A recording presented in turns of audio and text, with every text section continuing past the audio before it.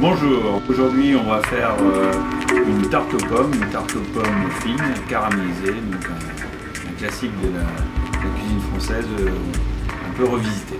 On va commencer de manière traditionnelle par éplucher les pommes.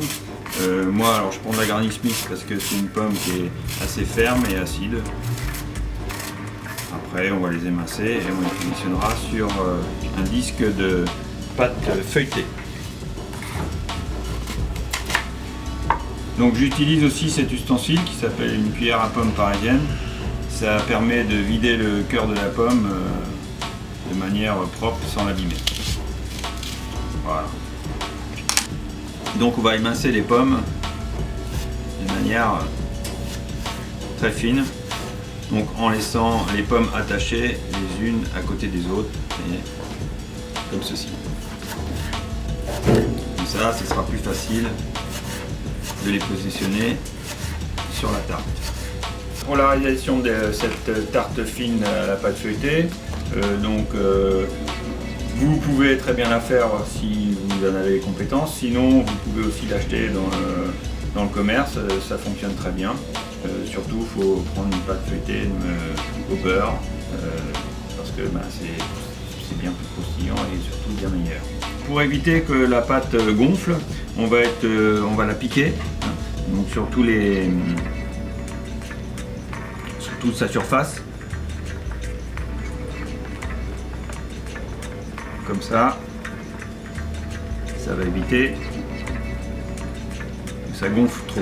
Pour cuire la tarte aux pommes, il va falloir que vous achetiez du papier cuisson, ça se trouve partout dans tout bon commerce.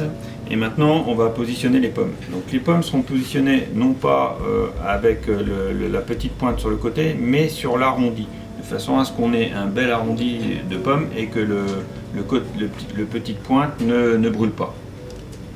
Voilà. Et pas comme ça, comme ça. La pointe vers l'intérieur.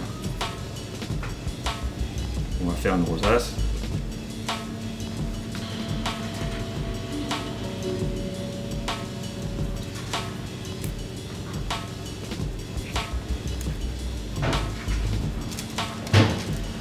On va mettre du beurre, des petites noisettes de beurre, de beurre frais, au lait cru de préférence, juste avant d'enfourner, et on va aussi mettre du sucre cassonade. N'hésitez pas à être généreux en beurre, c'est ce qui va apporter la caramélisation de la tarte et avec le sucre évidemment.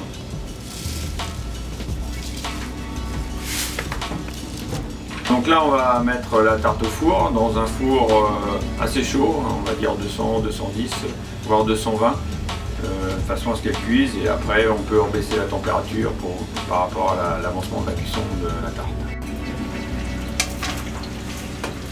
Cette tarte, je vous conseille aussi de la faire à la figue. Donc pour la tarte à la figue, c'est à peu près la même technique, sauf que les figues, on ne va pas les mettre sur le bord de la tarte, on va les mettre un petit peu plus à l'intérieur. Vous prenez l'exemple, bon je prends l'exemple des pommes, mais vous coupez des rondelles de figues comme ça.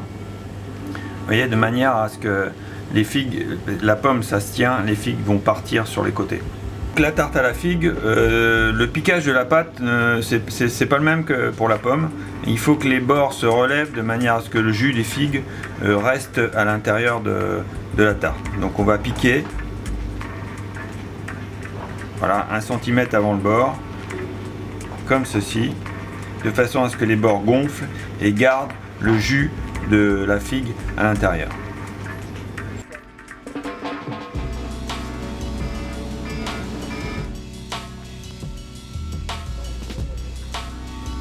Je saupoudre de sucre un peu plus avec le beurre, et là on va obtenir une belle caramélisation. La tarte est à présent terminée. Vous voyez, la caramélisation est faite. Il n'y a plus qu'à la servir. Donc une assiette. Voilà.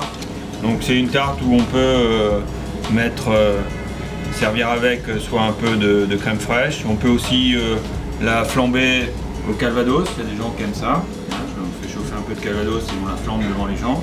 Et évidemment une goutte de glace vanille ou une goutte de glace cannelle, ça ira parfaitement avec. Donc j'espère que vous avez apprécié cette recette, cette petite démonstration, et à une prochaine fois donc au restaurant Le Saotico.